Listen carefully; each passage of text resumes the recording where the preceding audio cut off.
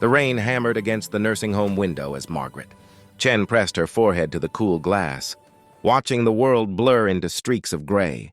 Inside her chest, something felt equally blurred, a heaviness that had settled there 6 months ago, when her husband died, leaving her with nothing but memories, and an emptiness so vast it seemed to swallow every bit of light that tried to enter her life.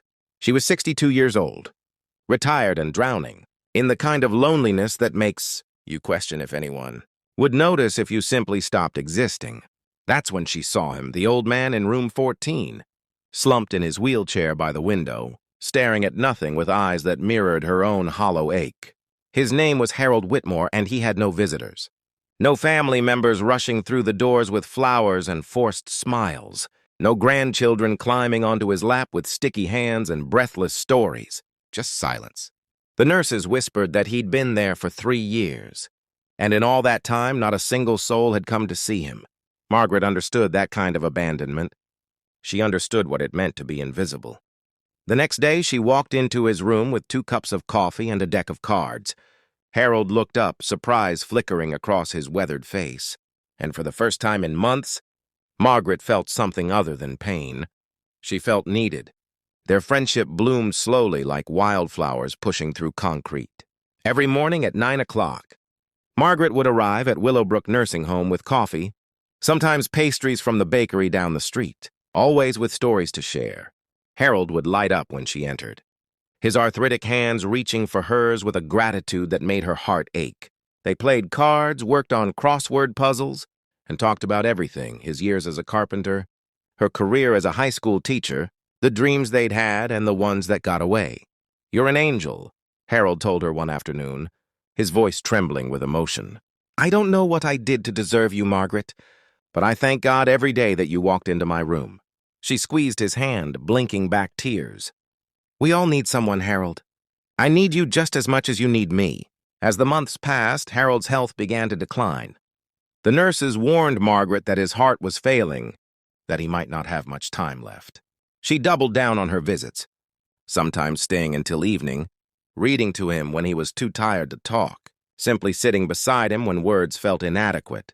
She brought him his favorite foods, adjusted his pillows, advocated for him when the staff got too busy to notice his needs. She became his voice, his companion, his family.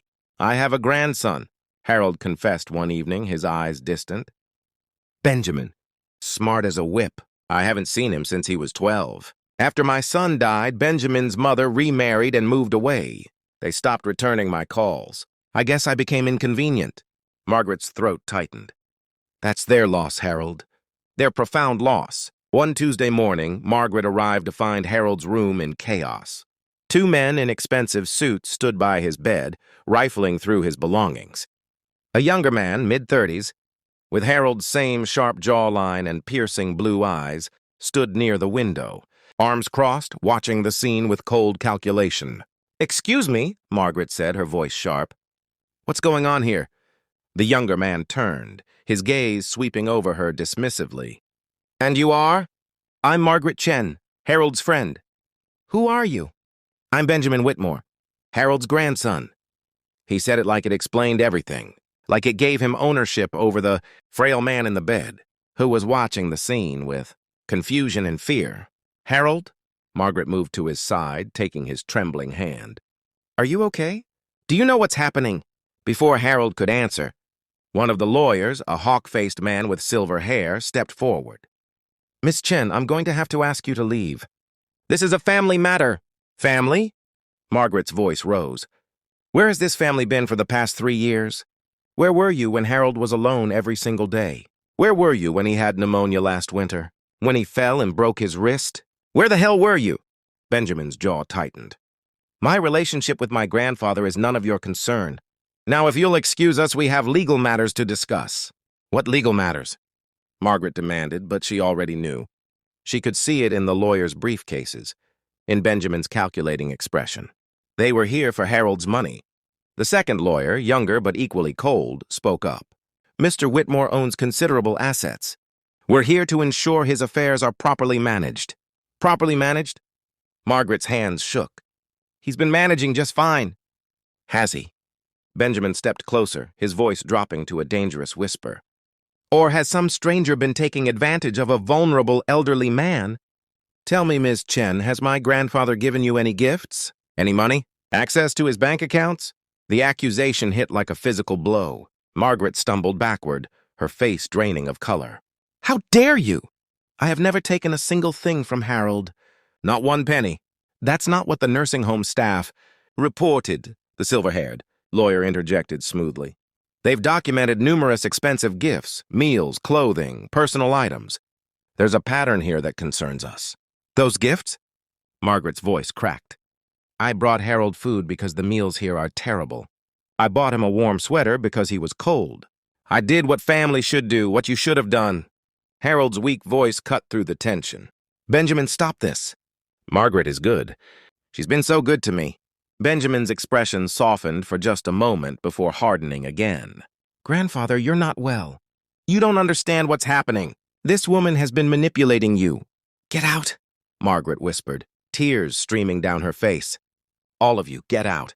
Actually, the hawk-faced lawyer said, pulling out a document, we have a court order granting Benjamin temporary conservatorship over his grandfather's affairs and medical decisions, which means, Ms. Chen, that you're the one who needs to leave. Effective immediately, you're barred from visiting Harold Whitmore. The room spun. Margaret looked at Harold, whose eyes were filled with tears, his mouth working soundlessly. She wanted to fight, to scream, to tear up their documents and throw them out bodily. But the lawyers were already moving toward her. And security was being called, and suddenly she was in the hallway, the door to room 14 closing in her face. For 3 weeks, Margaret tried everything. She called lawyers, filed complaints, contacted patient advocacy groups. But Benjamin had money and legal power, and she was just a retired teacher with no legal standing. No blood relation, just love, which apparently meant nothing in a courtroom. She drove to Willowbrook every day anyway, parking across the street watching Harold's window, wondering if he thought she'd abandoned him too. The not knowing was torture. Was he eating? Was he scared? Did he understand why she couldn't come? Then on a Thursday afternoon, her phone rang. Unknown number. Miss Chen? This is Nurse Patricia from Willowbrook. I'm calling about Mr. Whitmore. A pause. He's asking for you. You should come, now. Margaret broke every speed limit getting there. She burst through the nursing home doors. But Benjamin was waiting in the lobby with his lawyers. You're not going anywhere near him, he said flatly. Your grandfather is dying, Patricia said, appearing behind him, her face stern. And he's asking for Margaret. Unless you want his last memory to be you denying him the person who actually cared, you'll let her through. Something flickered in Benjamin's eyes. Shame. Maybe, or the ghost of conscience. He stepped aside. Margaret ran. Harold's room was dim, machines beeping softly. He looked so small in the bed, so fragile. His eyes opened when she took his hand. Margaret, he whispered. My angel. I'm here, Harold. I'm right here. I'm sorry. About Benjamin. About everything. Shh, don't apologize. Just rest. Harold's grip tightened with surprising strength. Listen, my lawyer, my real lawyer, not Benjamin's vultures, he'll call you. I changed everything. The house, the savings, it's yours. All yours. Harold, no. Please. You gave me family when I had none. You gave me love. Let me give you something back. Promise me you'll take it. Promise me you'll help others the way you helped me. Through her tears, Margaret nodded. I promise. Harold smiled, and then his hand went slack. 3 months later, Margaret stood in the community center that Harold's inheritance had helped her establish, a place where lonely seniors could gather, where volunteers could connect with those who had no family, where no one would ever be invisible again. The plaque by the door read, The Harold Whitmore Friendship Center, because everyone deserves someone. Benjamin had contested the will, of course, but Harold's lawyer had documented everything, every visit, every kindness, every moment of genuine care. The judge had ruled in Margaret's favor, noting that blood relation means nothing without love. Margaret never heard from Benjamin again, but she heard from hundreds of others, volunteers inspired by her story, seniors desperate for connection, families reunited by the center's programs. Harold's legacy wasn't his money. It was the ripple effect of kindness he and Margaret had started. spreading outward like light-piercing darkness. Every morning, Margaret still makes coffee for two, and in the quiet moments, she tells Harold about the lives they're changing. She helped an old man every day, expecting nothing in return. And in the end, he didn't change everything with money. He changed everything by proving that the measure of family isn't blood. It's who shows up. It's who stays. It's love made visible through action, one small kindness at a time.